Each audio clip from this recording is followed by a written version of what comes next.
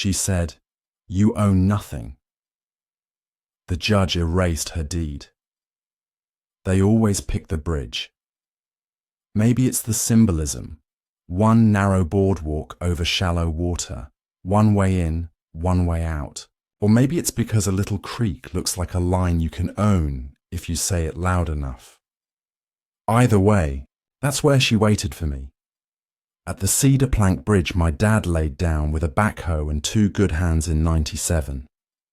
Sun just cresting over the sycamores, frost lifting off the grass like cigarette smoke. 2 HOA community patrol SUVs boxed the drive. Their light bars weren't on, but their arms were crossed in a way they hoped looked official. And in the middle of the bridge, with a scarf wound too tight and anger wound tighter, stood the president of Cedar Ridge Estates, Marlene Hart. "You own nothing," she said. Each word snapped like a twig.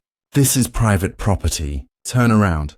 I set the truck in park and let it idle. Old F-250, 1-door primer grey because paint doesn't make miles go away. I killed the radio, left the keys hanging. "Morning, Marlene," I said. "My name is Mrs. Hart," she corrected. "Sure," I said. "Morning, Mrs. Hart." She took 2 steps forward, heels clacking on sun-bleached boards. "If you don't leave now, we'll have you trespassed. My patrol already called the sheriff." "Good," I said. "I was hoping he'd run the parcel." Confusion rippled across one patrol guy's face, then flattened when he remembered he was supposed to look stern.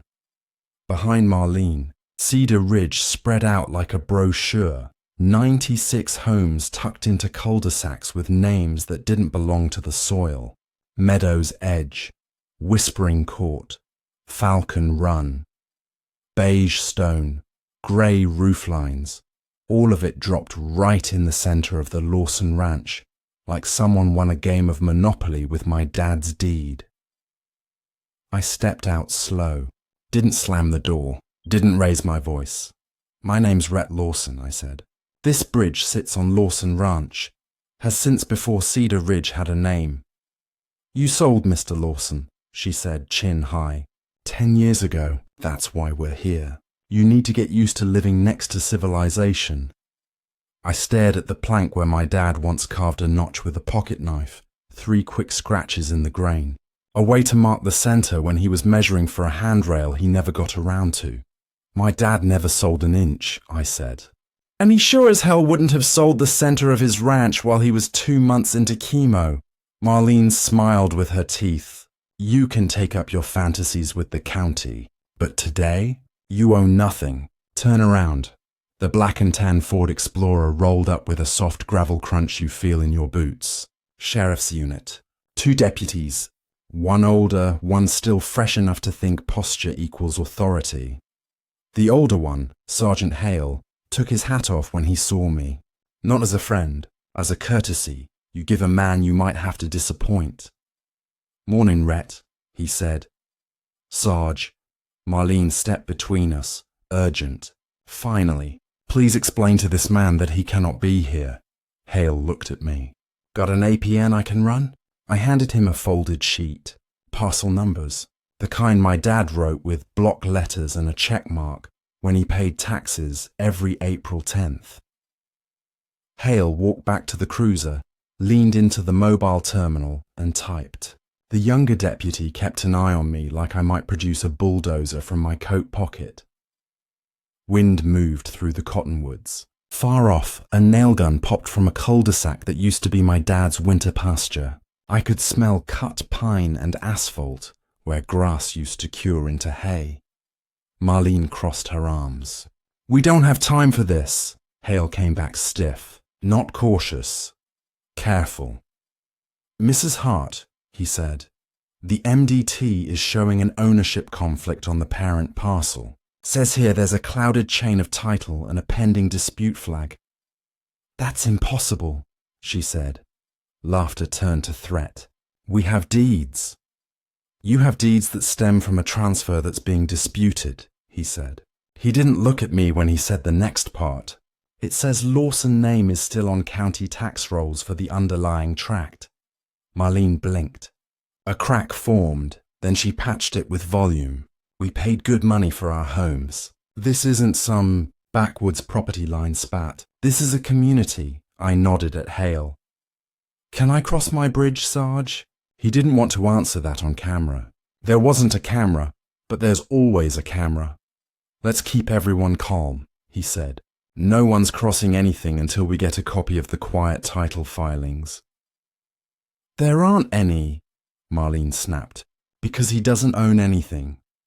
I watched the frost melt off the bridge plank where my dad's boot heel used to rest. There's a kind of anger that tightens your throat and makes you talk too much. I learned early to practice the other kind, the quiet one that files and waits. You're right about one thing, I said softly. There aren't quiet title filings yet, Marlene grinned like a cat discovering teeth. Because I'm starting with a lis pendens, I said. Today, her smile collapsed. A lis pendens. Latin your lawyer explains once and you never forget it. Notice to the world there's a lawsuit over a piece of dirt. You record it, and suddenly lenders clutch their pearls and stop writing checks. Reefy dies. Sales die. Everyone who got rich saying we'll clean it up in escrow starts returning calls. On all 96 lots, I added. One of her patrol guys muttered, "What's a lis pendens?" Bad, Hale said. I wasn't here to win an argument on a bridge. I was here because you start where your dad started. I turned to go. Hale didn't stop me. He didn't let me cross either. That was fine. I'd cross after the county recorder stamped ink across the top of my notice. Rhett, he said, you play this smart. No scenes. Do I look like a scene? I asked, gesturing at the primer grey door. He almost smiled. Marlene couldn't help herself. You own nothing. Mr. Lawson, you'll find out the hard way. I looked past her, over the creek, beyond the cookie-cutter fences and clipped hedges to the high ground where my dad used to park the ranch truck and count cattle at dusk. He taught me to see where the fence should run, not where someone else wanted it. We'll see what the judge says, I told her. He gets the last word. I left the truck idling and walked the fence line back to the county road. It's not dramatic when you're right. It's just work. I drove straight to the records office, 3 blocks off the square, back corner office, where the paint peels and the clerk knows what year your dad switched from a checkbook to the county's online portal, because she was the one who helped him. Morning. Sue, I said. She lifted her readers. Lord Rhett, I heard about the bridge. Everybody hears about the bridge. I set the folder down. Deed copies, tax receipts going back 30 years, a photocopy of my dad's signature from a hunting lease he signed left-handed when chemo wrecked his right. It didn't match the sale from 10 years ago.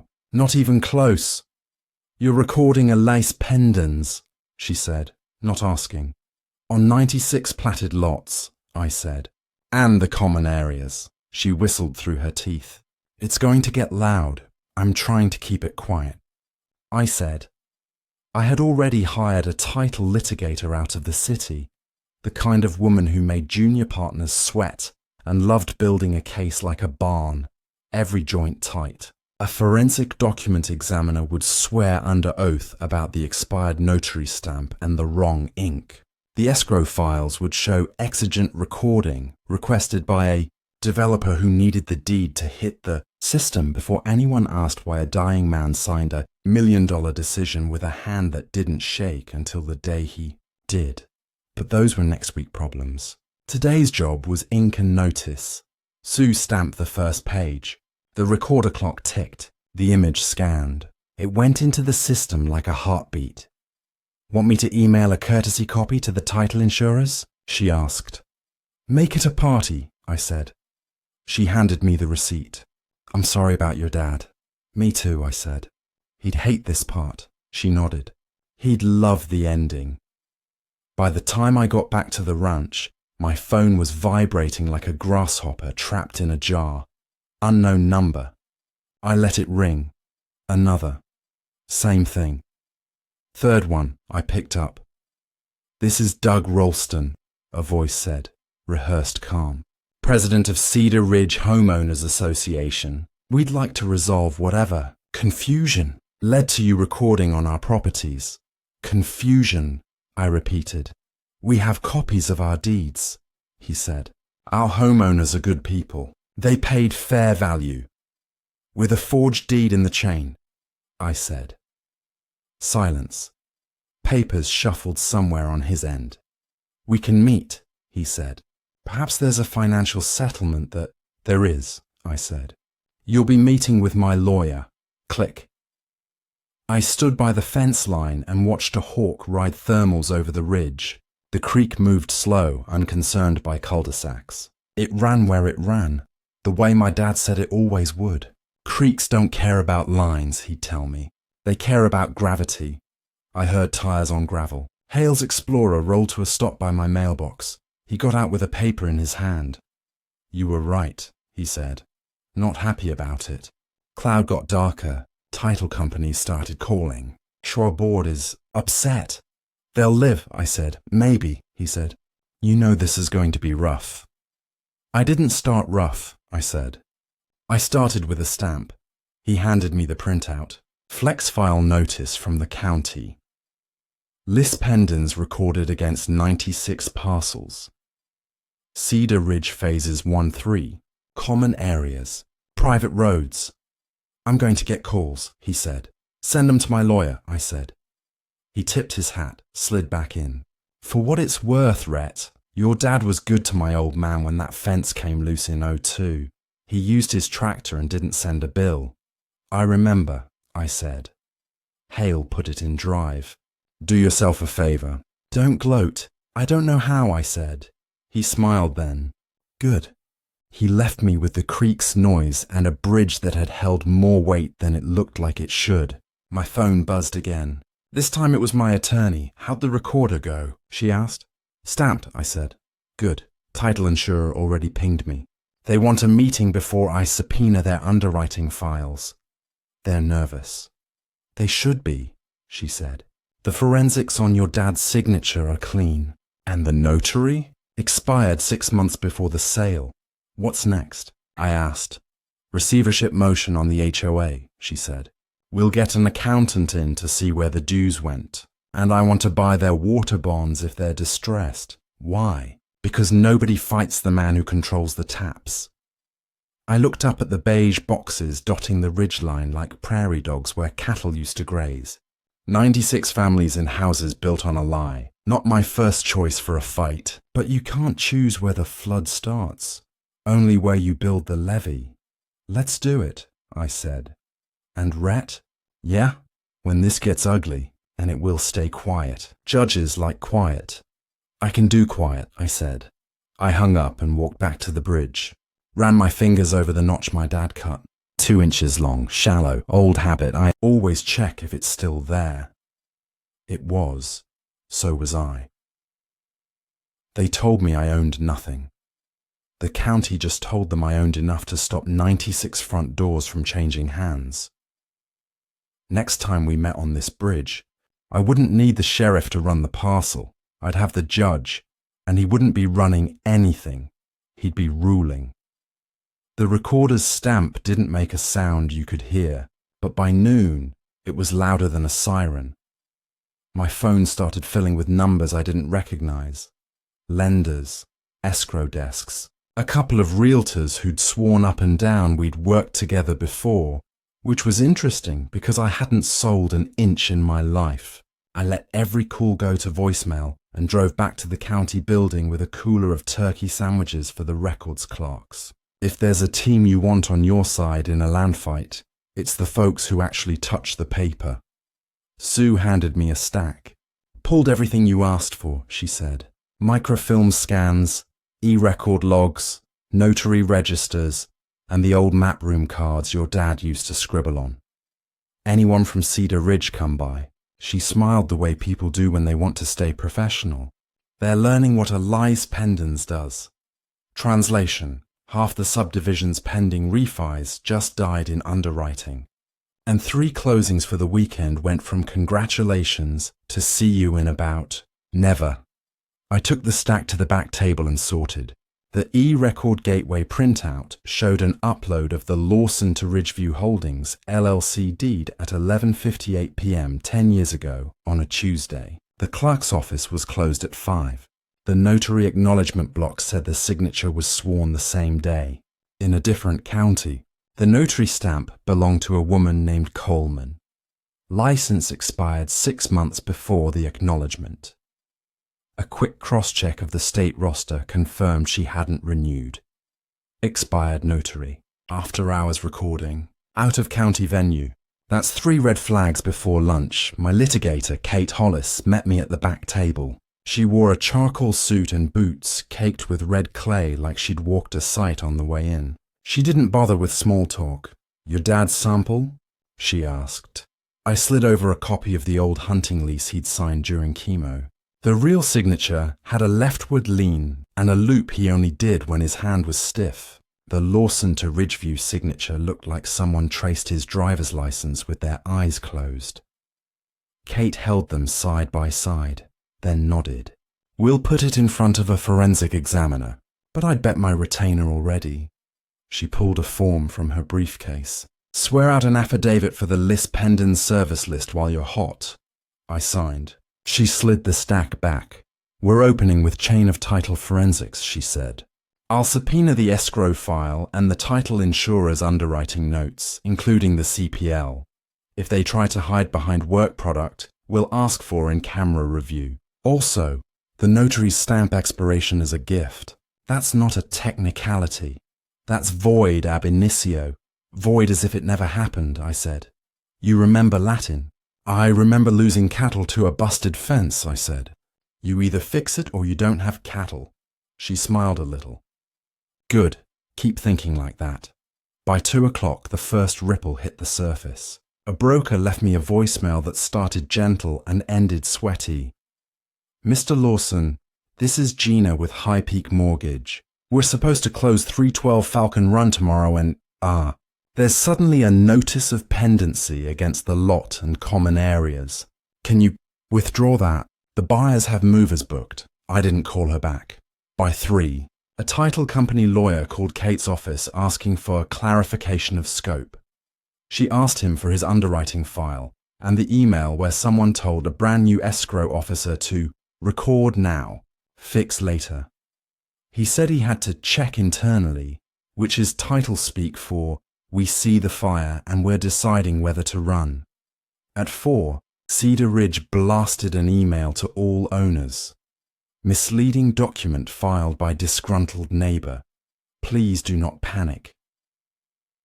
They scheduled an emergency town hall in the clubhouse at 7. Bring questions. No press, security present. I forwarded it to Kate. "Go?" she asked. "No," I said. "I'll be busy." "Good," she said. "Let them talk themselves into the record." I was busy, meeting a man named Sorensen. Dr. Alan Sorensen, to be exact. He was a forensic document examiner whose office smelled like old law books and toner. He wore half-moon glasses and talked like a shop teacher. Simple, patient, like he'd spent a lifetime explaining to stubborn teenagers why you don't put your hand on a table saw. He spread the Lawson to Ridgeview deed and the hunting lease across a light table. He hadn't even turned the lamp on when he pointed. "See that?" he said. "Baseline drift on the forgery. Whoever did this copied the letter forms but didn't capture muscle memory. The cross stroke on the T is identical in 2 separate signatures. Human hands don't do that." He clicked the lamp. 2 signatures lit up like X-rays, and your father's authentic signature has tremor we can date to his chemo period. The sale signature pretends to replicate it but misses the micro-vibration pattern. It's not just forged. It's a clumsy forge. "That'll play?" I asked. "In front of any judge with basic eyesight," he said. "And I'll bring the microscope." We left with a sworn preliminary report. Kate called before I got 3 blocks.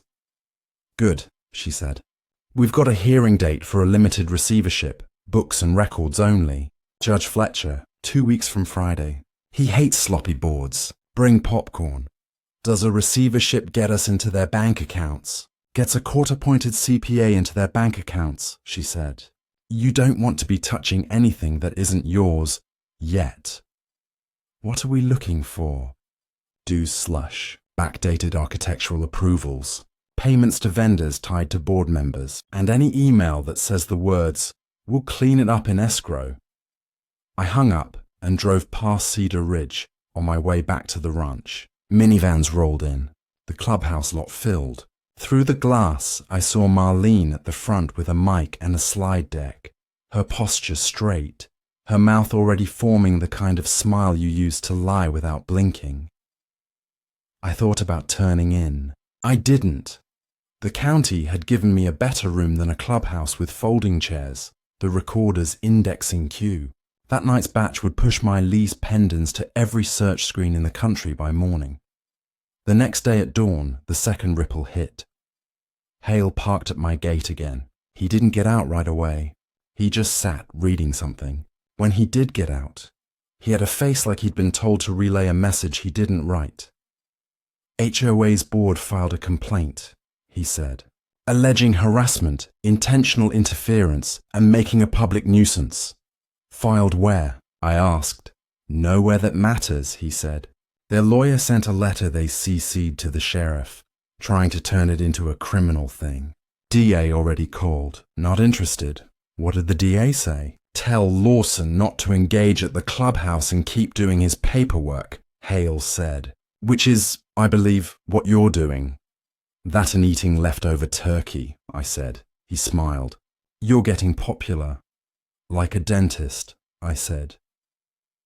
By mid-morning, my inbox lit up with angry emails forwarded by a neighbor I used to bale hay for when I was 16. Cedar Ridge's group thread had turned into an oven. Some owners wanted the board to fix this yesterday. Some wanted to sue me personally. More than a few wanted to know why the president had assured them everything is clean at signatures. One guy, accountant at a car dealership, posted a link about what Pendens does to title, "It scares underwriters. We are stuck until this is resolved." Someone else made a joke about Pendens. They laughed with emojis until a lender chimed in, "We can't close anything with that recorded." At noon, Kate texted me a PDF, subpoena to produce, directed to Front Range Title Insurance Company, requiring their complete underwriting file, CPL, policy jackets, escrow ledger, wire confirmations, and email chain for the Lawson to Ridgeview transfer and all downstream issues. The return date was 10 days out. There would be objections. There would also be a court that didn't give a damn about a title company's feelings. 2 hours later, the title company hired a law firm that sent back a 6-page letter reminding us they were neutral. Kate wrote 3 words in reply. So is paper. The HOA had its own melt. They held a second emergency board meeting that ran long and ended ugly. I know because a contractor I'd used on the ranch texted me a photo of a bulletin board in the clubhouse. Someone had taped the agenda to it and then circled Line 4, Special Assessment Proposal, in red pen and written, "Are you kidding me?" underneath. Nothing shatters suburban diplomacy like the smell of a forced dues hike issued to fix a mess the board swore didn't exist. At 4, a developer name I hadn't heard in a decade popped up in a news alert. Ridgeview Holdings, LLC, the outfit that bought my land, had quietly transferred its last active assets to a single-member shell in Delaware 2 months ago. That smelled like someone who heard thunder and started running for the barn. That evening, I sat with Kate in her office across from a whiteboard that looked like a football coach's dream. Arrows, boxes, names, dates. "Here's the sequence," she said, ticking with a marker. "Dad's sick. Forged deed recorded at midnight. Notary expired. Out-of-county acknowledgement. Developer flips raw land to special purpose entity that plat maps and sells lots to the builder. Title insurer writes policies on each conveyance, collects premiums, and misses the root defect. HOA Incorporated. Fast forward. You record list Pendens. Lenders freeze. Now we go for receivership to get the books, and quiet title to reset the whole mess. How fast can we get to quiet title? I asked. Judge will want a clean record. Forensics first, escrow file second, notary third. Then we put the whole story on in under an hour and let the defense pick which hill to die on. And the homeowners? We'll talk about that after we win the law, she said. You'll have options. None of them involve theatrical evictions. Judges like fairness. And you're the one being fair because you stayed quiet and did the paper. She capped the marker. There's one more lever. Water, I said. She nodded. The subdivision's water and sewer are funded through a limited improvement district. I called a muni bond guy I like. He says they've missed a covenant ratio twice. Barely, but enough to spook the small cap desk. If the bonds trade cheap, you buy a block. And that gets us a seat at the table, she said. Maybe two. If we control the debt, we control how late fees, shutoffs, and maintenance priorities work. We don't weaponize it. We weaponize the existence of it. It makes board members who think they're kings turn back into residents. I stared at the whiteboard, at my dad's name next to a line that changed everything when someone decided his life was a signature you could copy with a scanner. The ranch had been in our family long before my name was on any paper. But paper is how you speak to a judge. Let's pull the Q-sip, I said. The next morning I drove into town to get coffee and found Marlene on the sidewalk outside the cafe talking to a TV camera. Her tone was perfect. Concerned mother, betrayed homeowner. We just want to live in peace. The lower third on the screen read, HOA president says, disgruntled neighbor, disrupting community. I didn't slow down. I learned long ago, you don't argue with someone who's paying for a clip to circulate on Facebook. By noon, Hale called again. Your favorite people are asking for increased patrols, he said dryly. They're saying you're stirring up unrest. By filing at the recorder, I said. Yeah, he said. Anyway, Judge Docket posted. Receivership hearing next Friday. We showed up with 3 bankers' boxes and an affable CPA named Martin Griggs, who had the vibe of a guy who could make numbers confess without raising his voice. Cedar Ridge showed up with a suit who wore cufflinks like he was billing by the minute and a PowerPoint printed out because the courtroom was not equipped for presentation. Judge Fletcher took the bench like a man who had somewhere better to be. He started with the paperwork. Respondents, he said, do you dispute the expired notary stamp? Their lawyer stood. We believe that technical defect does not. Do you dispute it? Fletcher repeated. Not as to the expiration date, he said. How about the out-of-county acknowledgement? The time of day recording? The lack of a notary journal entry? Fletcher ticked with his pen with each one. Counsel pivoted to homeowners harmed, community good, relying parties, blah blah. Fletcher let him talk until the air left the script. Here's what I'm inclined to do, he said at last. Appoint a limited receiver to examine Cedar Ridge Homeowners Association's books and records, including bank statements, general ledger, vendor list, contracts with management companies, invoices, and expenditures above $5,000. I also want the receiver to inventory all emails and meeting minutes discussing the initial acquisition and any knowledge of chain of title concerns. This is not punitive. It's protective. He turned to Kate. You will prepare the order. Name a receiver. 90 days. Limited authority to access accounts and report to the court. No operational control unless and until there's fraud. Thank you. Your Honor, Kate said. The HOA lawyer sputtered about overreach and privacy. Fletcher stared him quiet. Counsel, he said, if your board is as clean as you say, the receiver's report will help you. If it is not, then Mr. Lawson was right to bring this to me. We are going to see the books. In the hallway, Marlene tried to angle toward me with a reporter trailing, a question already loaded. Kate stepped between us with a smile that said everything polite words don't. Ma'am, she said, you're represented by counsel. Please direct questions to him. Marlene hissed something about destroying lives. I walked past without looking. People who start fires always hate the man who calls the insurance company.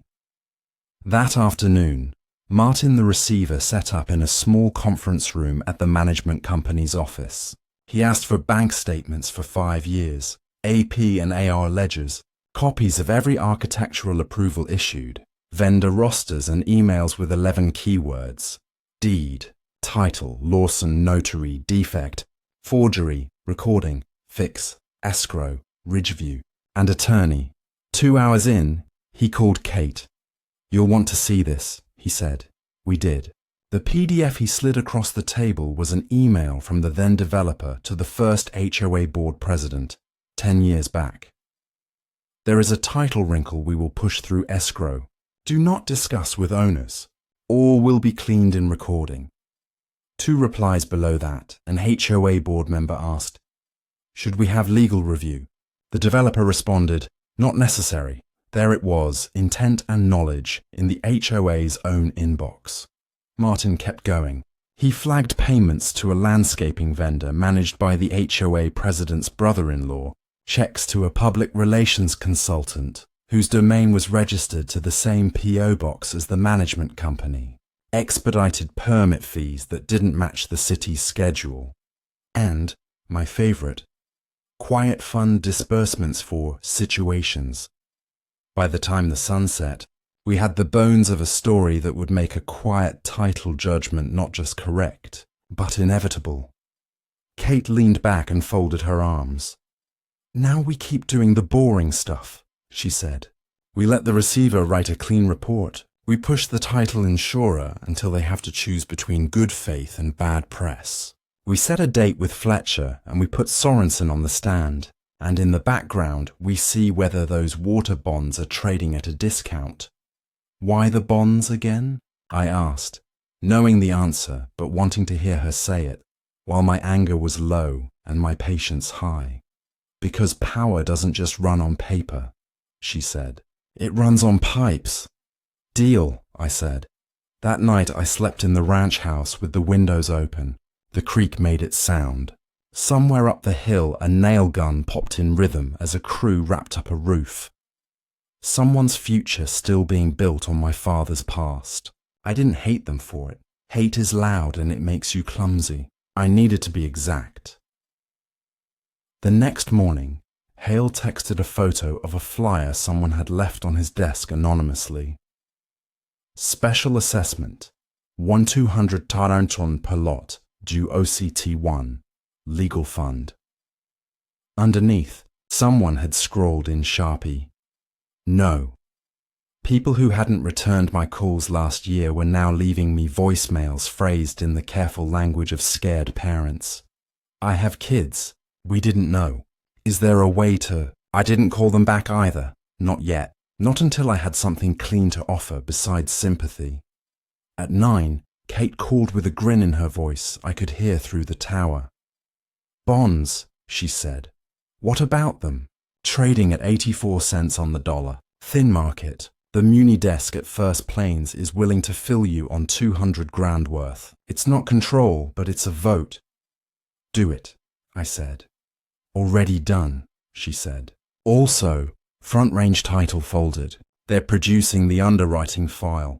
I'll pick it up. What do you expect to see? A closing protection letter, a title commitment with a Schedule B exception that got waived with a "we'll fix it" email, and a policy jacket that never should have been issued." She said, "If I see a manager's signature on the waiver, we're halfway to a bad faith claim. Title insurers hate paying claims. They hate paying bad faith more. And the homeowners. After the judgment," she said again, "we'll offer a lot buy price funded mostly by the title insurer or ground leases for people who can't raise the money now. We're not in the eviction business. We're in the end the fraud business." I stood on the bridge and rubbed my thumb across the notch my dad made, a habit becoming a ritual. The creek moved under me the way it always had, indifferent and steady. Marlene had told me I owned nothing. Paper disagreed. The next page would be the forensic report, the escrow file, and a receivership ledger that read like a slow confession. After that, it would be Judge Fletcher saying the words that mattered. Void abi initio. And when that happened, I wouldn't need a sheriff to keep everyone calm. The law would do it for me. See you in court, I said to no one, and walked back toward the house to make coffee and do more of the only thing that's ever worked on this land. The boring work, one fence post at a time. By Monday morning, the Ellis Pendens had done what it was built to do. Stop time. Lenders paused every refinance in Cedar Ridge. Escrow officers started calling each other to see who blinked first. The title insurer retained a defense firm that sent Kate a tart letter about overbreadth, and Kate sent them a one-line reply, produce the underwriting, file. Because sometimes lawyering is just the discipline to keep saying the next right sentence. That afternoon, the receiver, Martin Griggs, CPA, took possession of a rolling file cart, a read-only laptop image from the HOA's management company, and a key to the clubhouse office. He set up in the conference room and moved like a man who didn't mind being bored in exchange for being thorough. He started with 5 years of bank statements, APAR ledgers, management contracts, and any disbursement over $5,000. He looked at signatures, routing numbers, check stock, vendor addresses. He circled anything that smelled like family, like kickback, like expedite fees the city had never charged. By 3:30, he'd flagged 8 vendors. By 5:12, see this? He said, flipping a ledger toward me with a pencil in the margin. Cedar Ridge pays Green Ribbon Landscaping, $58,000 across 3 months, to replace irrigation header. The address on file is a P.O. box shared with the board president's brother-in-law. Work order attached, 1 photo of a torn gasket, and a quote that never made it to a city permit. He flipped another page. Public relations consultant, $12,000. Registered agent is the management company owner's spouse. Another. Architectural expedite fee, $2,000 per application. Cashier's checks purchased by owners and dropped at the manager's desk. No corresponding line in the city's fee schedule. That's a pass-through tied to nothing. He made notes in light pencil and kept going. He never raised his voice. He didn't need to. The numbers were speaking. He moved to email harvest next. Keyword. Searches on Lawson, deed, title, notary. Defect, fix, record, Ridgeview, escrow, ab initio, list pendens, and water. It was weirdly intimate to watch someone sift through 10 years of a neighborhood's private panic. But this wasn't gossip. It was proof. There's a line you learn on a ranch. Don't pretend you can't smell what you can smell. The first big one landed at 6:42 p.m. Here, Martin said, tapping the screen. An email chain from the developer 10 years back to the first Cedar Ridge board president. There is a title wrinkle we will push through escrow. Do not discuss with owners. Everything will be clean at recording. Reply from the president. Should we have legal review? Developer. Not necessary. Kate didn't smile. She just leaned in. Print that to PDF, archive hash, and put it on the top tab. That's actual knowledge and intent. Right there. The management company's account rep wandered in at 7 with a plastic smile and a box of cookies. Thought you folks could use some sugar, she said. Her name was Tasha. She'd grown up here. Football games, rodeo, parking at the river, before she moved to the city for a credential and then came back to run other people's money. Martin didn't look up. I need your backup drive for the HOA email archive, he said. Full image. Her smile twitched. Our IT policy prohibits. Court order says otherwise, he said, sliding it across. She read, forced a little laugh, and handed over a key. By 10 p.m., we had the bones of a receivership report. Knowledge of a wrinkle, money out to friends, solicitations for cash expedites, not recognized by the city, and planning emails that reference my dad's name with the kind of distance people use when they know the story will read badly one day. Kate closed her laptop. Enough for today, she said. We keep this clean. We don't leak. We let the judge see it first. Mrs. Hart is going to talk, I said. She's already talking, Kate said. I heard the morning news spot. We're not in that business. She was right. I drove home in the dark, the way the ranch roads smell like cedar and sky after 10. You feel your blood pressure drop 3 points when the city finally stops at the cattle guard. I made a PB&J and ate it at the sink like a teenager, then slept 6 hours without waking once. The next day started with an email from Kate titled, QSIP. Her muni bond guy found the improvement district's paper trading thin at 84 cents on the dollar. Covenant tests had been brushed once or twice, and in muni land that means retail hesitations. The issuer's continuing disclosure had a footnote about rate increases, but the board hadn't implemented them. Translation: the water sewer district was wobbling, not failing, and it was wobbling because nobody wanted political heat. Buy the block, I told her. She took a breath. You understand what that is and isn't? I understand it's not a hammer, I said. It's a chair. I can sit down at a meeting with a vote. Good, she said, because the bench hates parties who abuse utilities. We leverage, ethically. Got it. Before lunch, bonds settled. A tiny corner of the debt that paid for the pipes now belonged to me. It didn't give me the right to touch a single thing. It gave me a voice with the folks who did.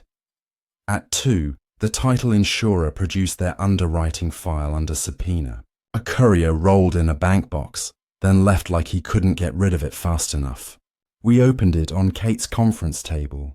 It was all there. The title commitment with a Schedule B requirement. Record valid deed from Lawson to Ridgeview.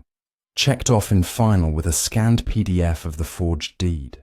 An email from a manager to a junior underwriter. Client pushing for same-day record. Do not delay.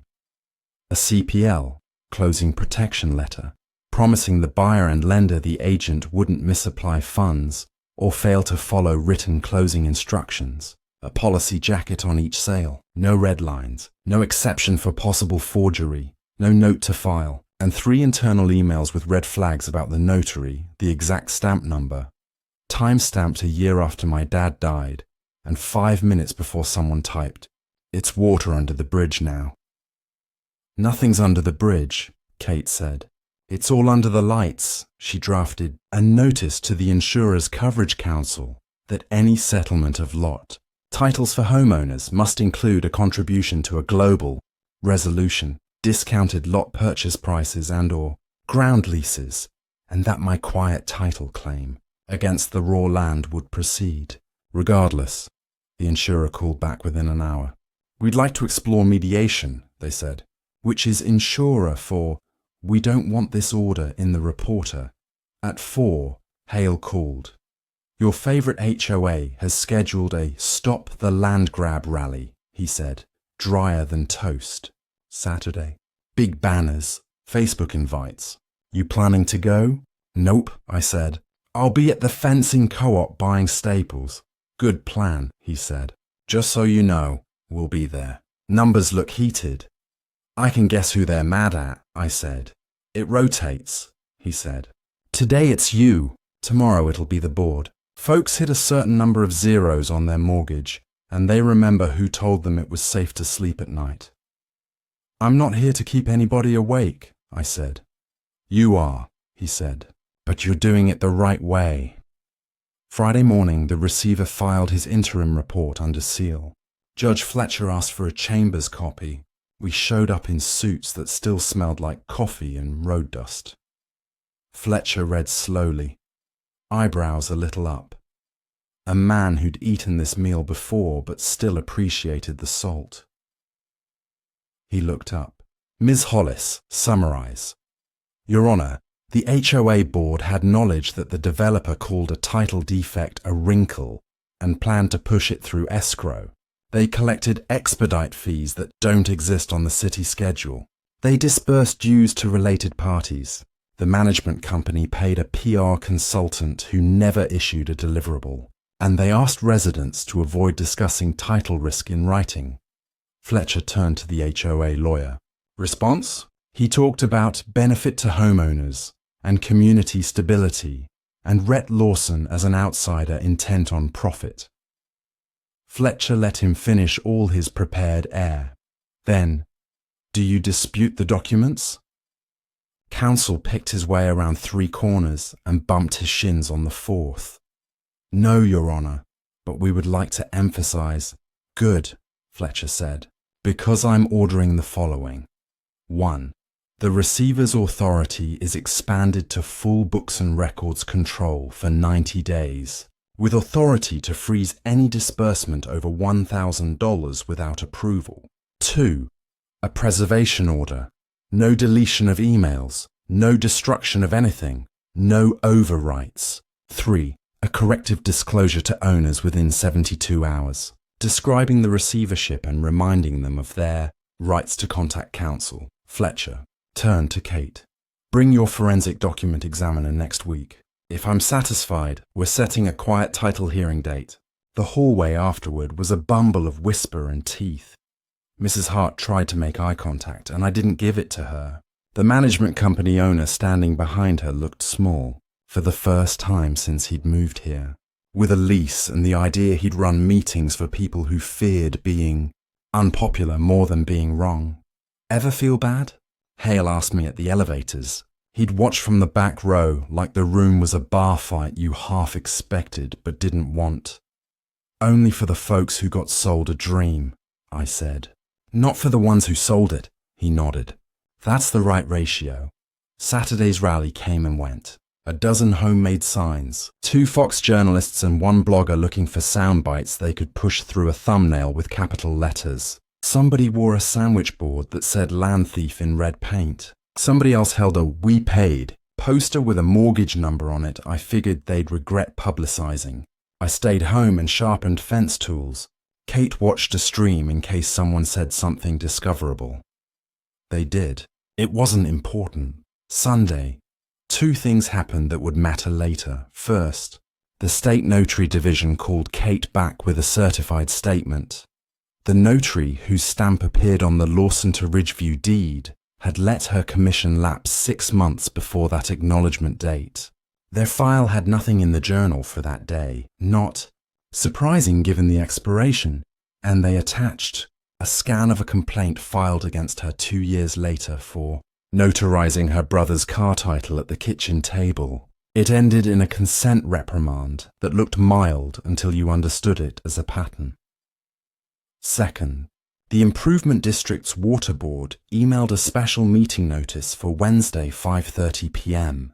to discuss debt service coverage issues and rate adjustment, and I got a courteous call from the bond desk guy telling me, as a recent purchaser, you're welcome to attend. Ethics and leverage can live in the same room if you don't get high on either. Wednesday, I showed up at an old-school modular building with a flag out front and a bulletin board in the foyer with last month's minutes stapled slightly crooked. The board was 3 people, a retired engineer, a school counsellor, and a car dealer whose wife did the PTA auctions. Good folks. They were used to grade house questions like, why did my bill jump $5? Not why is our debt service coverage ratio drifting close to a technical breach. The district's consultant walked through a slide deck about increasing obligations and aging lift station, components, and incremental rate action, the heart of it. The district needed to raise rates a hair to keep the bond math happy, and the HOA board had pushed hard not to, because no one hates facts like a politician with a fragile base. When they opened the floor, Mrs. Hart went first. She had a speech ready about hurting families and weaponizing utilities and retaliation. The councillor chair listened politely and said, Ma'am, no one here is weaponizing anything. We're trying to fund the pipes. I stood when it was my turn and kept my hands in my pockets so nobody could accuse me of pointing. Name's Lawson, I said. I bought a small block of the bonds because I wanted a vote, not a fight. Raise rates the quarter turn you need to. Post the math on your site. I'll back you at the mic if you get yelled at. The retired engineer looked relieved, then suspicious. No strings? He asked. None, I said. Except, don't let anyone tell you you're the villains for doing your job. They voted 3-0 to adjust rates 5%. Someone in the back muttered. A guy with a Stop the Grab t-shirt scowled and left. The bond desk guy emailed me an attaboy that I ignored because I don't need praise from markets. I need water that runs. Thursday morning, Kate filed the forensic examiner's affidavit. Sorensen attached photos, baseline analysis, and a conclusion in language that fit with Fletcher's style. The signature on the questioned document is not the signature of John Lawson. No flourishes. Judges appreciate sentences that end when they're done. By lunch, the Title Insurers Coverage Council had requested mediation at a private facility in the city. They suggested a retired appellate judge. Kate said yes, provided the first day of mediation was after Fletcher heard the quiet title and receivership expansion, because leverage only works if you keep it. Friday's email drop from the receiver included one more gift, a draft FAQ for owners, saved in the HOA president's folder but never sent, with a line that would play like a bell in court.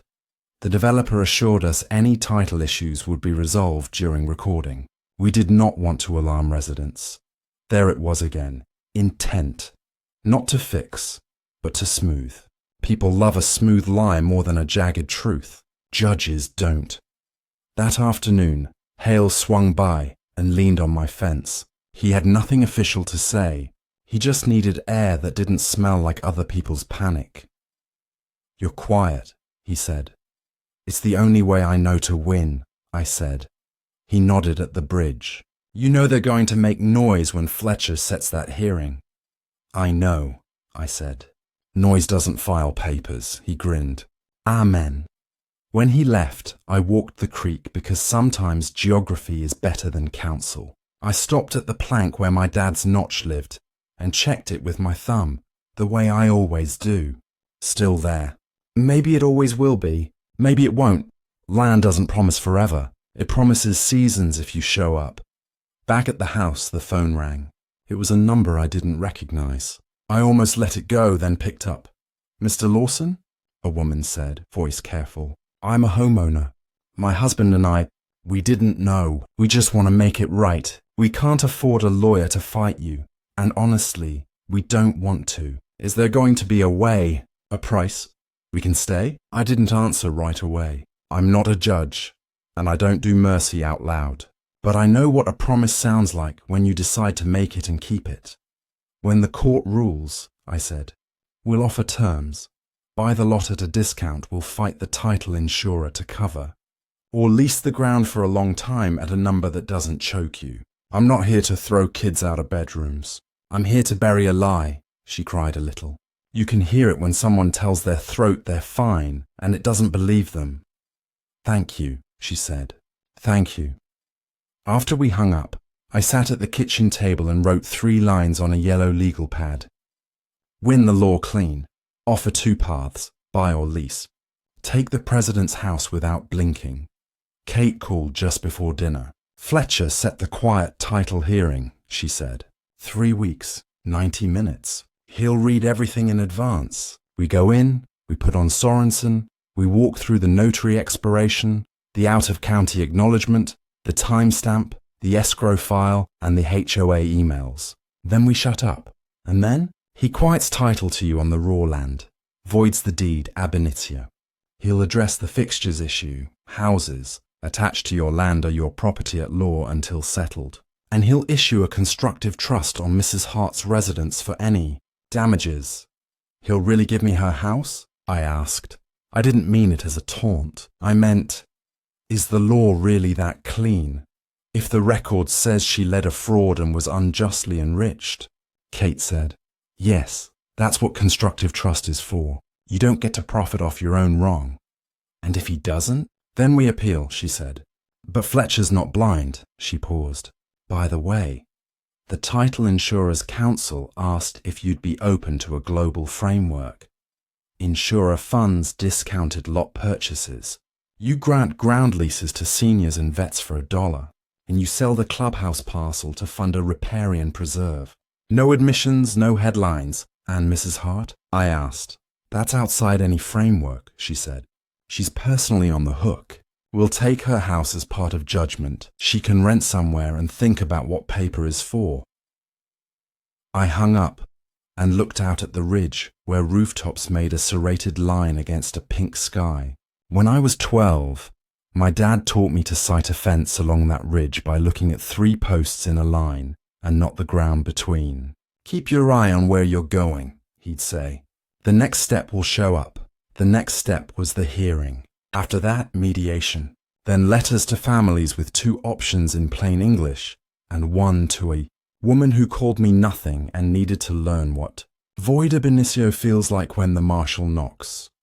I washed plates and left them in the rack to drip dry because my mother taught me not to leave wet things sitting in a pile. Then I went to bed, quiet wins. I was learning to sleep like it.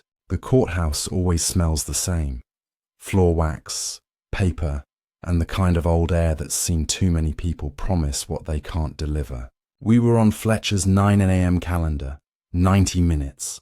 No exhibits on projector, no theatrics. He wanted paper, not performance. Kate set our stack on counsel table in neat towers: forensics, recorder, escrow, underwriting, receiver. She didn't look at the other side. I didn't either. You don't give anger your eyes when you need them for the judge. Fletcher came in on time. He looked like a man who reads his files and expects you to have read yours. He glanced at the docket, then straight at us.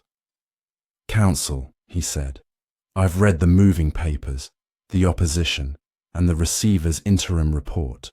I have some questions, but first, put on your witness. Kate didn't even have to check her list. The plaintiff calls Dr. Alan Sorensen. He shuffled up like a shop teacher, half moons on his nose, light table photographs in a binder. He was sworn in, sat, and spoke in microphone-level calm. Doctor, your field? Kate asked. Forensic document examination. 41 years. And your conclusion regarding the Lawson to Ridgeview deed?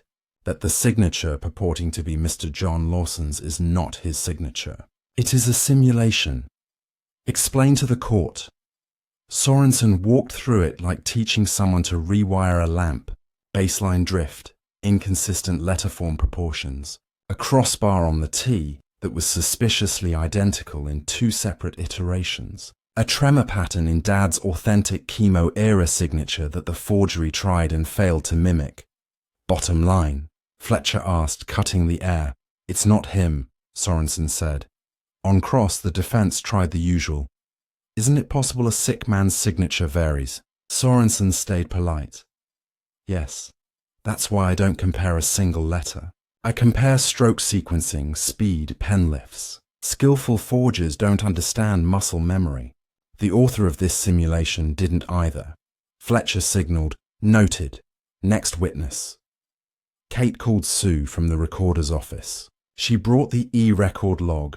The deed uploaded at 11:58 p.m. after business hours, while the acknowledgement said it was sworn in the next county on the same day. She produced the notary roster showing the stamp number for Coleman expired 6 months before the acknowledgement. Do your records reflect any journal entry by that notary on the date in question? Kate asked. No, ma'am. Defense tried. Our client relied on the public record. Fletcher raised a hand. Counsel, the public record doesn't legalize a forgery. Move on. We called the title insurer's custodian of records. The poor soul they sent when they realized hiding was worse than telling.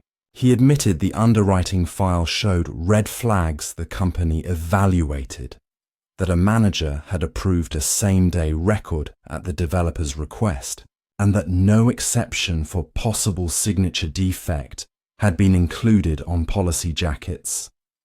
Is that consistent with good underwriting? Kate asked. He swallowed. It is not consistent with best practice. Finally, the receiver, Martin, took the stand. He didn't editorialize. He laid out bank statements, vendor relationships tied to the board president's family, expedite fees that didn't exist on the city's schedule, and the email chain, developer calling a title defect a wrinkle to be pushed through escrow.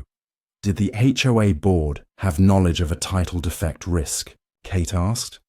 Yes, Martin said. And did they conceal that risk from owners? Yes.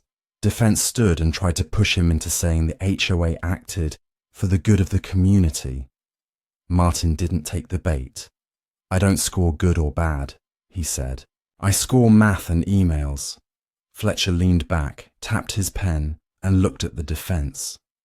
Your witness, he said, is the notary. They didn't call her. They couldn't. The State Notary Division had already filed a certified statement that her commission had lapsed before the acknowledgement date and that she had no journal entry. Nothing kills bravado like a state seal saying, nope. Kate rested. Fletcher steepled his fingers. Then he moved faster than anyone expected. I'm ready to rule, he said. The room changed temperature. I didn't look at anyone. I looked at the white wall above the bench like my dad used to sight a fence line. One post, then the next, then the next. This is a textbook chain of title defect, Fletcher said. Expired notary commission, out-of-county acknowledgement with no journal entry, after-hours recording with an underwriting file that approved a same-day record at a developer's request. The forensic testimony is credible. The receiver's report demonstrates knowledge of a defect and efforts to conceal or minimize it. He turned a page. The deed purporting to convey Lawson Ranch to Ridgeview 10 years ago is void ab initio, as if it never happened. I quiet title to the parent Lawson parcel. Every inch that later became Cedar Ridge phases 1, 2, and 3 and associated common areas back to Mr. Lawson. He let that settle. Someone sucked a breath, paper murmured. And because improvements affixed to land are legally fixtures attached to that land until lawfully severed, the court enters declaratory relief that, pending settlement of individual lots, Mr. Lawson holds possessory title as to all improvements, 96 houses, attached to the land he owns. Defense tried to rise. Fletcher didn't let him. This is not eviction, he said. This is status. No one is being removed today, but the law recognizes fixtures, and no one will be able to transfer any interest, lot, or improvement without Mr. Lawson's consent until this is resolved. He looked right at the defense table. Now we address the president's role. Marlene's jaw set. She had dressed like a news anchor for this hearing. Cream jacket, glossed lips, a calm that cracked at the edges like paint in sun. The receiver's report places the HOA president at the center of concealment, Fletcher said.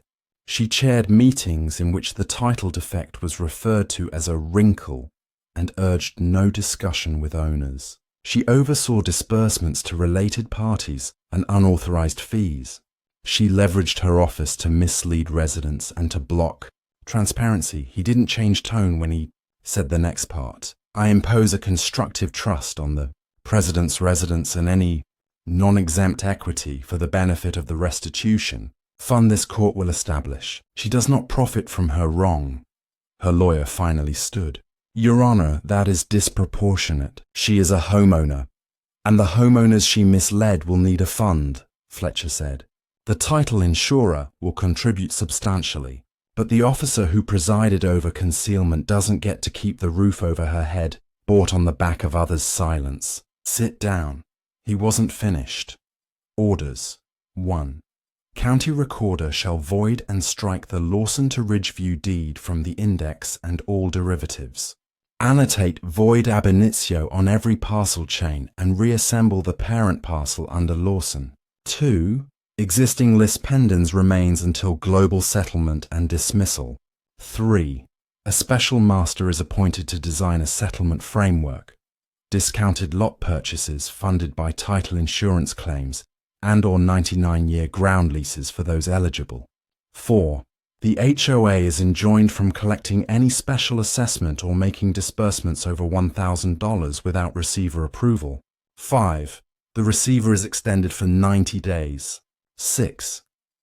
The matter is referred to the district attorney and state AG for review of potential notary fraud, filing of false instruments, and securities disclosure issues. 7. Writ of assistance to enforce the constructive trust, with 30 days for the president to vacate upon posting. He took off his glasses. Fletcher does that when he wants you to hear the last sentence like a nail-seating flush. This is not a game. It's a ranch. It had a name on it. It still does. We will now do this fairly and with as little drama as possible. Counsel for plaintiff will prepare orders. Bang. It wasn't a bang. It was a gavel touch. But it echoed. Outside the courtroom, the hallway split into camps. Owners with questions. A couple of TV people with microphones. Lawyers trying to look like they'd planned to lose this gracefully. Marlene didn't come out right away. When she did, she walked like people were watching. They were. A reporter shoved a mic. Mrs. Hart reaction? She tried for dignified and landed on brittle. This is an outrage. We paid. We had deeds. This man, she stabbed a finger toward me, is taking homes. Kate stepped in like a goalie. Counsel advises no comment, she said gently, then turned our way. Let's go. We made it down the steps before Hale's Explorer rolled by. He lowered his window. Did you just become landlord to half the county? He deadpanned. Possessory, I said, and temporary. He nodded. That's the right way to say it. Keep saying it. We didn't celebrate. We went back to Kate's office and drafted orders with language that would make the recorder's staff's job hard but clear. We called the special master. Retired judge, reputation for fairness, and a hearing aid that didn't miss much. We drafted a letter for owners that explained, in 2 pages, no Latin, the options coming. 1. Buy your lot at a discount funded largely by the title insurer. Or 2. Take a 99-year ground lease with fair rent, and for seniors and vets, $1. No one gets kicked. Everyone gets a written path. We drafted a separate letter for Marlene. It was 3 sentences. Pursuant to the court's order, a constructive trust has been imposed on your residence. The writ will post within 7 days. You have 30 to vacate. You may contact the special master to discuss restitution and relocation resources. Kate looked up at me once, and I looked back, and neither of us said, "Feels good," because it didn't. It felt correct. There's a difference. By evening, the county recorder had already annotated the index with void in all caps next to the deed image. The chain of title for every Cedar Ridge lot now showed a parent that had been resurrected like someone wiped mud off a headstone. The title insurer sent a letter committing to mediation with authority to resolve individual lot titles in a global framework. Their coverage counsel wanted to meet within 2 weeks. Owners started calling, not to accuse now, but to ask practical questions. How much will the lot cost? Can we borrow? Will the bank lend? If we choose the lease, is it inheritable? We weren't ready with numbers, but we were ready with the sentence that calms rooms. You can stay. Saturday morning, the sheriff's civil unit posted the writ of assistance at Marlene's house. They didn't knock at dawn. They waited until 10, when her friends were around to support her, and the cameras were less. I didn't go. No victory laps. The writ looked like any other court paper. Boxes, stamps, signatures, but it carried a clear truth. The house she used to wield power had become a source of restitution for the people she misled. That's not vengeance, that's math. The backlash came in a brief, predictable wave online. He stole my home. This is America. We had deeds. It fizzled when people saw the order. Read the words void ab initio and realized even the most dramatic tweet can't beat a recorder's index. Sunday afternoon, I walk the bridge again because that's what I do when I need to know if I'm still myself. The notch under my thumb. The same creak noise. 2 kids from the subdivision rode their bikes to the end of the new sidewalk and looked at me like I might know where trails go. Their dad trailed behind. "You're Mr. Lawson?" he asked. "I am," he swallowed. "We want to stay. We didn't know, we just bought a house." "I know," I said. "You'll get a letter this week with 2 choices. You don't need to decide today," he nodded like his throat hurt. "Thank you." "Don't thank me yet," I said. "Thank the ones who wrote the checks when the time comes." He started to ask who that was, then stopped. He got it on Monday, mediation. On Tuesday, the special master's first conference with owners. On Wednesday, a utility board meeting I'd attend to. Back an unpopular but necessary maintenance plan, because pipes don't care about politics. On Thursday, a call with a bond desk that didn't matter half as much as the Friday appointment I had with a fence supplier, because whatever else happens, a ranch still needs staples. Kate sent me a draft of the owner letter one more time. I read it, changed one sentence. Instead of, "You will be offered the option to buy or lease," I wrote, "You will be offered the option to buy or lease and stay." Stay. People need that word more than they need Latin. She sent it to the special master. He approved it with a single note. This is how you keep a county out of a civil war. That night, I sat at the kitchen table and wrote my dad's name on a yellow pad and underlined it once.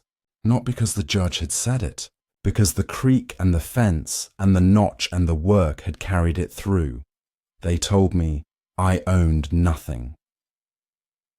Today, the recorder put my name back where it belonged, and the judge told 96 families, "You can stay." As for the one who said I owned nothing, well, there's a writ on her door and a fund for the people she used. The next part of the job is the quiet kind.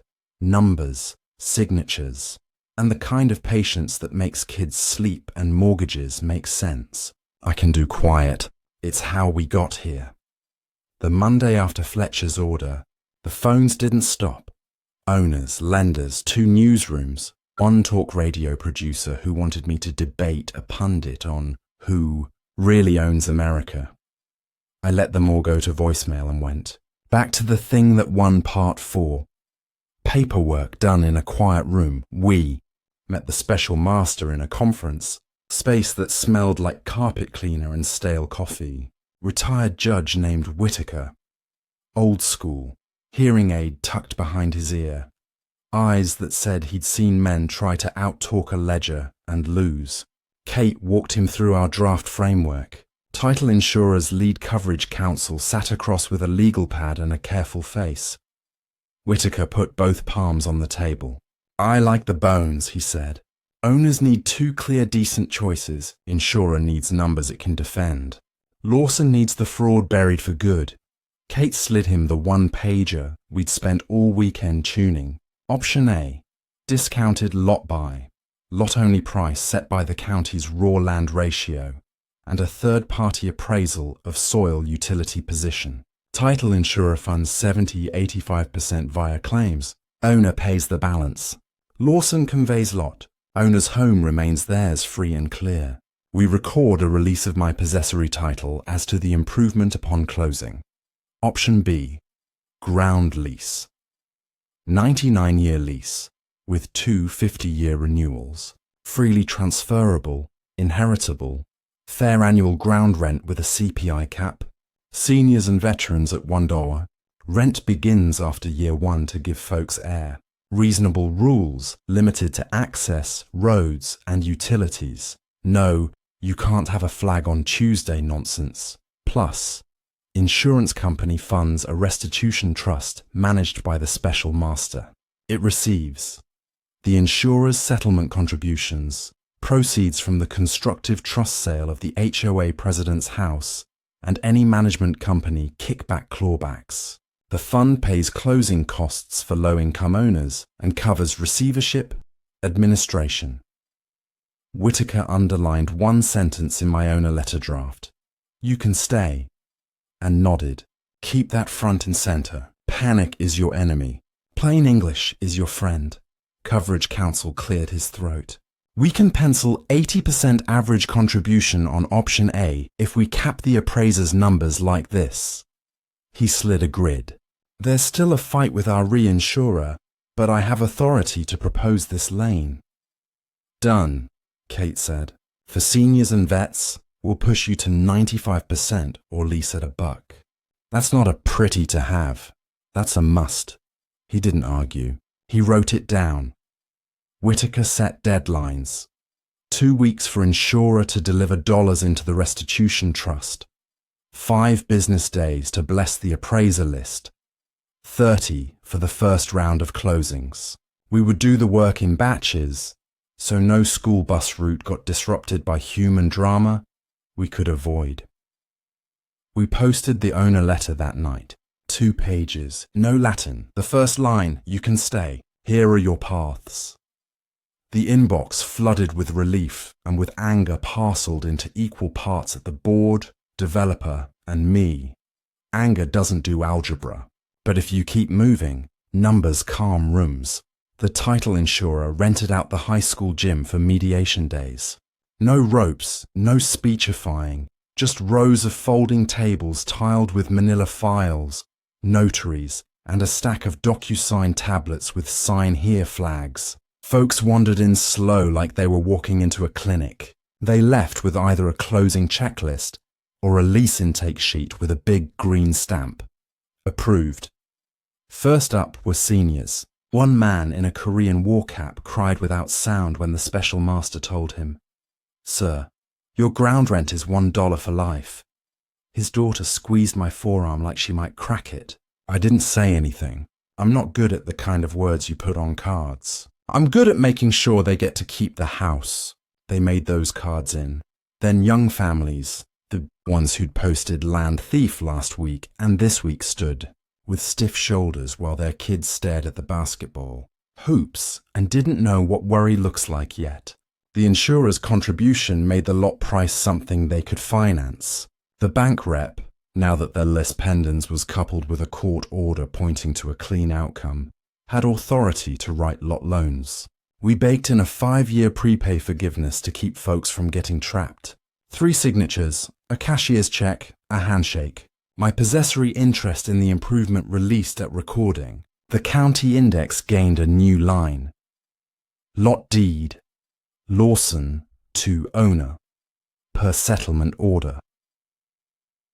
The ground lease was easier. Simple form, no traps. Just a clean document saying, "We'll rent you the ground under what you already own, and we won't micromanage your porch." The rules section fit on half a page. Road and utility easements shall remain open. No gates across access. Association to be formed. Funds, road repairs and snowplows. Budgets posted online. No fines. No architectural review. No political nonsense. Trash and fire hazards addressed within 15 days of written notice. That's it. People read it twice like we were trying to hide a trap. There wasn't one.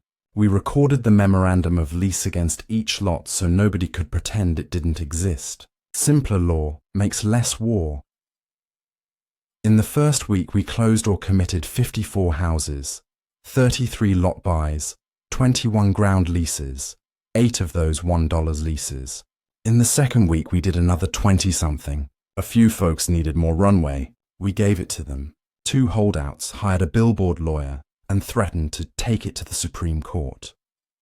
Whitaker set a status hearing, and they folded after coverage counsel explained reinsurance and reality. The media tried to turn it into a daytime show. Rancher seizes neighborhood. Judge gives man 96 homes. HOA nightmare. It's hard to get clicks on quiet. Fair settlement reached using insurance and ground leases. So we skipped microphones and posted our documents on a clean website with a Q&A. When a radio host asked me to go live and defend myself, I said, "The orders are public. We're not doing a fight show. A week into closings, the sheriff's civil unit executed the writ on the former president's house. There were cameras in the street. There always are. The deputy handed her the key receipt. She stood on the porch framed by 2 hydrangeas she'd probably fined somebody else over and told a freelancer, "This is fascism." The clip ran on 3 local feeds. It didn't change the fact that people she misled needed that equity. The court appointed a broker, the house went to auction, and every dollar past the mortgage and exemptions dropped into the restitution trust, where it belonged. The receivership CPA found 2 more things that mattered.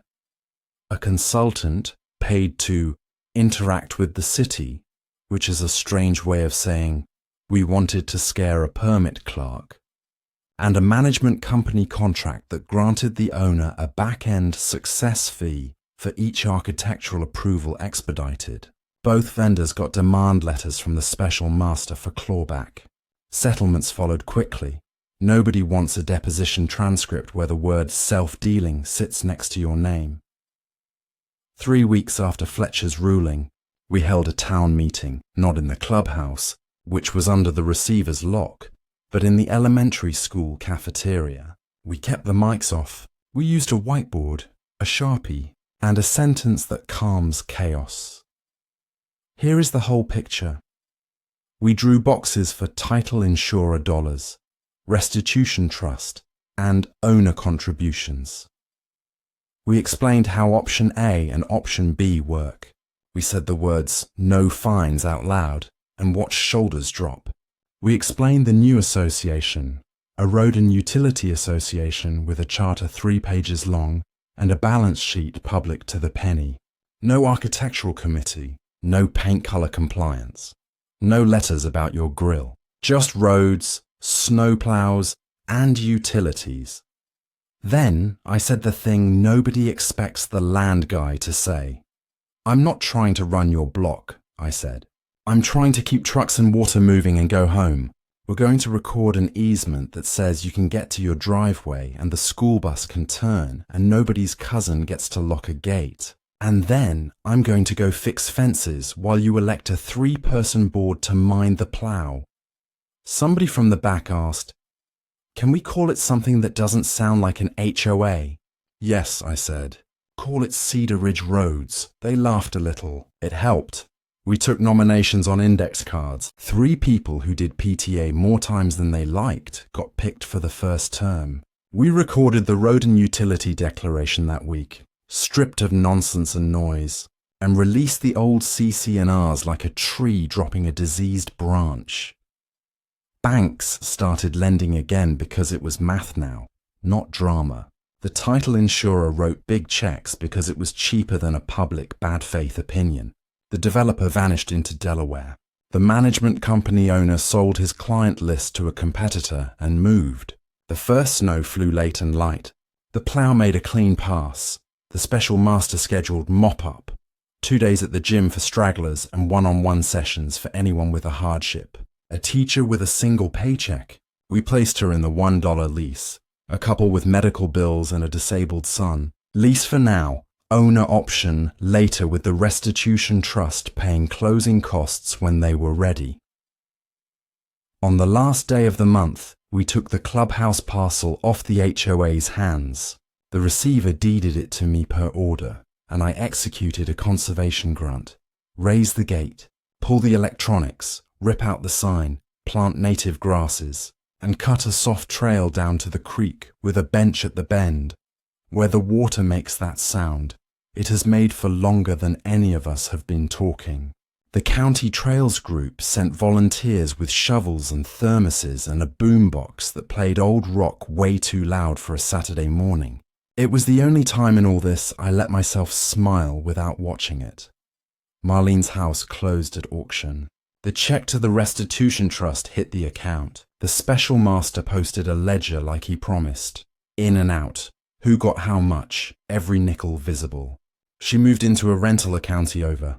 Her friends organized a small protest and then stopped when their own closing scheduled, and their lenders asked them to please let the adults drive now. One afternoon, I came out of the hardware store and ran into a guy who'd stood outside the courthouse calling me a thief 3 weeks earlier. He had a bag of bolts and the look of a man who hadn't slept and was starting to. My wife wanted me to say thanks, he said. We did option A, got a loan. We get to keep the house. I nodded. Good. He put his hand out and then pulled it back like he wasn't sure if it was right. I shook it anyway. The mediation with the insurer finished without fireworks.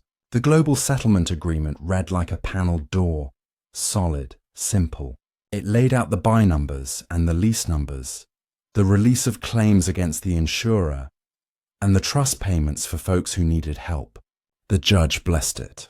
We recorded it. It became another line in 100 chains of title across the county.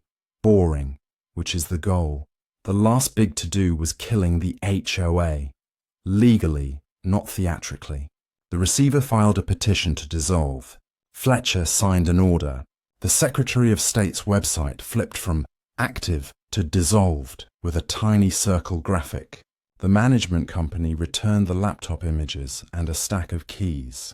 The board's bank accounts were closed, and the residual balance, after the receiver and the CPA and the court got paid, went to the restitution trust to plough roads and buy salt. We held one more meeting, in the school cafeteria. Whitaker said his thanks, shook hands, and went back to his fishing. The new roads board laid out a one-page budget. Snow, potholes, a lift station part. No one shouted. One guy asked about planting trees and nobody formed a committee to tell him what kind. It felt like a town should. When I got home that night, I wrote out a list in my dad's old habit, one item per line. 61 lot deeds recorded, ground leases recorded. In process, HOA dissolved, roads entity, funded, clubhouse down, Jart's trail cut, presidents, house sold, proceeds to fund. It was the kind of list you tack to a wall with a thumbtack and don't tell anyone.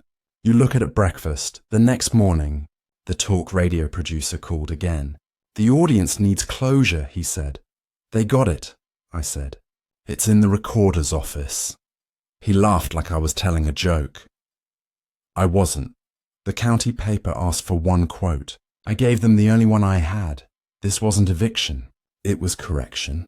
People stayed because the law lets you fix a wrong, without making new ones. When we finished the last closing of the quarter, a single mum with 2 little boys who used crayons on the back of her settlement statement while she signed, Kate stood outside the gym with a paper cup of bad coffee and looked at the trail of cars leaving. You finally going to sleep? She said. I've been sleeping, I said. Quiet wins, remember? She smiled. One more hill left. Which one? Part 6, she said. Legacy. Preserve.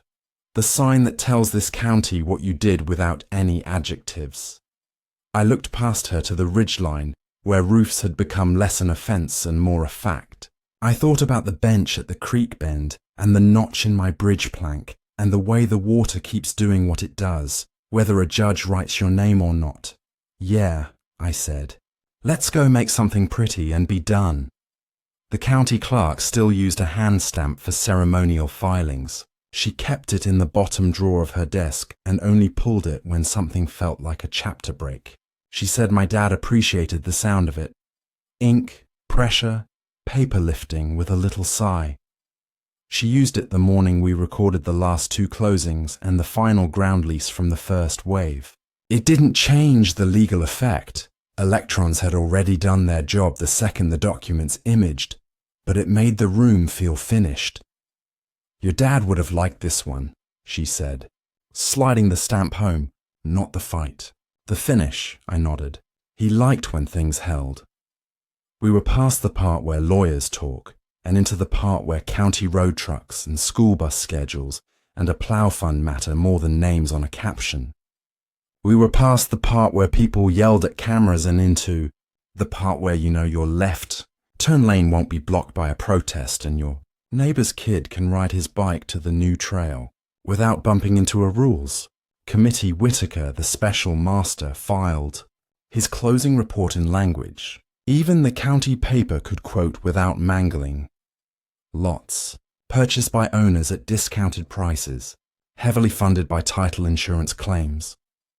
From ground leases recorded, including 11 at $1 for seniors and veterans. Restitution trust fully funded, title insurer contribution, sale proceeds from the former president's house, and clawbacks from 2 vendors. All titles cleared or under binding commitment to clear within 90 days. He recommended what we'd already started doing. Dissolve the HOA, stand up the Roads and Utilities Association with a 3-person board and a charter that could fit in a glove box. Post the budget online once a quarter, and never, ever collect fines for anything that wasn't trash and fire hazard. Fletcher signed that order the same day he sent the receivership CPA off with a bench nod. Good work, he said. You kept this from turning into something we read about in State House memos. The title insurer finished writing checks. The reinsurance guy came, sat in the back during the last day of mediation, with a face like a man who hears alarms for a living and isn't impressed anymore, and then did the right thing. Because math and publicity point the same direction sometimes. We signed, we recorded, we moved on. The old clubhouse fell in a morning.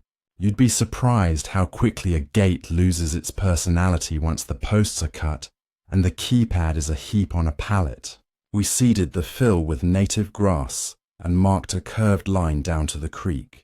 That was the first day I let a camera record without wanting to smash it. Kids dragged stick boats along the water. Someone's retriever did that happy dog thing with too much splash. A boy I recognized, because I'd helped his dad sign a ground lease, threw a flat rock and invented skipping. People came to the edge and talked to each other about something that wasn't rates or judges. We put the sign in at the trailhead without a ribbon cutting. It was cedar, hand-rooted by a guy from church with forearms like bread loaves, and patience you can only buy in a shop that smells like sawdust. It read, Lawson Preserve Conservation Trail. Creek access in memory of John Lawson, hold the fence. Keep the water clean. My mother wrote the quote in a letter the week after the fight started. Dad was not a poet. He said things like a man who needed them to get done. That sentence was the best of him. We carved it because it said what needed saying without telling anybody how loud to say it. The county paper ran a photo, no faces, just boots and cedar and a creek and a fancy neighborhood, past a tree line that now looked less like an invasion and more like people in houses with kids who ride bikes. The notary got charged. It wasn't a headline grabber.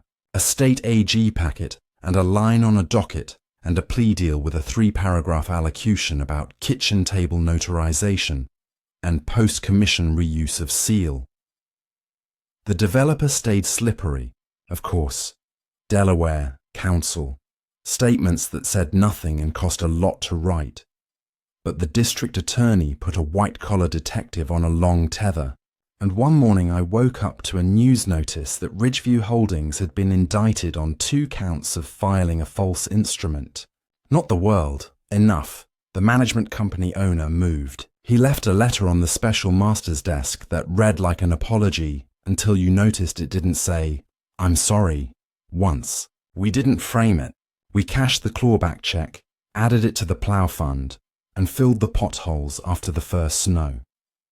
The very last friction left was the online kind.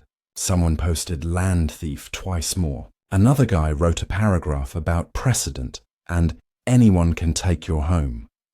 It wasn't true, and after a week of no new drama, the algorithm found something shinier to keep angry hands busy. It's amazing how quickly a county calms when the recorder's index and 2 pages of plain English settle more stomachs than any amount of righteous noise. I got a handwritten note from the woman who called me crying the week before Fletcher's ruling. It came folded into fourths, addressed in pencil like a postcard from a kid at camp. Mr. Lawson, it said, we chose the lease. My husband sleeps now. Thank you for not being what the internet said you were. I didn't frame it either. I put it in the drawer with 3 tax receipts that had Dad's checkbook. Carbon smudge on the back paper. You either honor it or you end up in a room with a receiver reading your emails. We signed the dissolution papers in a windowless conference room with coffee in plastic, cups and a speakerphone that clicked when you breathed wrong. The HOA's corporate listing changed from active to dissolved in grey letters on a state website nobody refreshes on purpose. The management company handed over the boxes and a thumb drive and a stale cookie tray. There was no banging of anything. Good endings are boring if you film them. The Roads and Utilities Board met for the first time in the elementary school library. 3 people who would rather have been anywhere else doing this job because it had to be done. Their agenda fit on a half page. Snowplow routing, a contract for lift station service, rate posting for the water district, a cheap CRM to manage email and not lose phone numbers in a spiral notebook. They voted. Nobody shouted. The budget was transparent to the penny. A guy in the back asked about planting oaks along his street. Someone else said they knew a nursery that would give a good price if we bought in bulk. The meeting ended in 35 minutes with the last item, name. They chose Cedar Ridge Roads. On the first morning of the first snow that sticks, the plough came earlier than anyone expected and cleaner than anyone remembered. 2 kids waited at the bus stop and didn't have to jump a slush berm. The bus made its turn on the slab we poured thick and started taking for granted, because that's what normal looks like. Unremarkable, on time. The sheriff's office put the civil writs back in the drawer. No more posts. No more stop-the-grab sandwich boards on county corners. Hail stopped by the fence in regular rotation. Not as the guy who has to, but as the neighbor who checks on a fence. You going to put a sign on the bridge? He asked. No, I said. Anyone who needs to find this bridge already knows where it is. He wiped frost off his mustache and grinned into his collar. You never did gloat. Nothing to gloat over, I said. Guy who lays wire straight doesn't brag about not electrocuting himself. We walked down to the bench at the creek's bend. It looked like it had always been there, which is the highest compliment you can pay a new thing. Somebody had turned the armrest's edge into a little car track with pine cones as obstacles. My guess was a 6-year-old with a good sense of engineering and a dad who needed to watch water move for a minute without talking about rates. The last thing we did, after the last closing, after the last lease, after the last thread of the old HOA's fabric had been rightly recycled into something people could actually use, was the scholarship. Mom always said if you survive a fight with anything left in your hands, you have to hand some of it forward. We took a piece of the restitution trust's remainder and put it in an account managed by the community foundation. We wrote a simple rubric, John Lawson. Legacy scholarship 2 awards, $5,000 each. Preference to kids raised on dirt, going to study ag, water, roads, or the kind of law that protects all 3. We didn't put our name on a plaque. We printed a 1-sheet and told the high school counselor to pick the kids who'd make us wish Dad could see him go. The first 2 to win were exactly who you'd expect. A girl who'd worked the egg aisle at the grocery store since she was 15 and could explain culvert sizes with her hands. A boy whose mum was on our $1 lease who wanted to fix the pipes people think appear by magic. The counselor took their photo between the trophies and the paper snowflakes. I didn't go. It's not my picture. A month later, I ran into a woman pushing a stroller at the start of the trail. She had been loud at that first rally. I remembered the shape of her mouth around the words, land thief.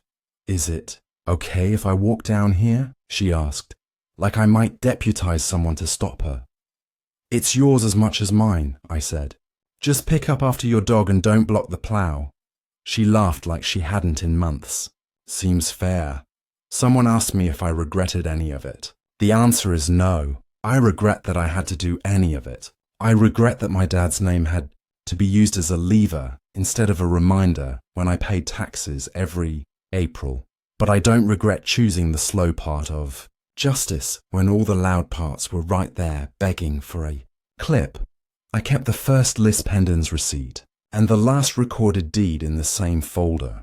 One started to freeze, one thought it right. I don't look at them often. Paper is for the seconds it matters and the hours it has to be right. Then you put it away and go check a fence line. On the last warm Saturday before the next cold thing, I carried 2 old boards from the barn down to the bridge and sistered them to the ones that needed help. I cut a handrail Dad meant to but never did, and I left the notch he carved untouched under my palm. People think there's a day when you feel done. You don't. You feel like you might have held your ground well enough to sleep in your own bed with the window open. As I tightened the last lag bolt, 2 kids rolled over the bridge on bikes. One had a plastic sheriff's star pinned to his jacket. He dragged his toes to stop. "You Rhett?" he asked, like we were already neighbours. "I am," I said. "My dad says thanks," he said. "He says we get to stay." I looked up the creek to where the trail cut through the cedar and the grass came back where asphalt used to try and keep it away. "That's the job," I said. "Now go ride." They went. You could hear the little tyres buzzing on planks and a laugh cut out by wind. The county. Staying. They told me I owned nothing. A judge told me I owned exactly what my dad did. We used that to let people stay and to take the one house that needed to be taken so everybody else could sleep. Land remembers the name on the deed. It also remembers how you behave once it gives the name back. I wiped the sawdust off my hands, put the drill in the bucket and walked home. Quiet winds. They always did here. Now the county knew it too. If this story helped you breathe easier, hit like. Drop your state and your worst HOA fine in the comments. Subscribe to HOA Busted and turn on the bell. New long-form justice every week. Keep your receipts. Stay.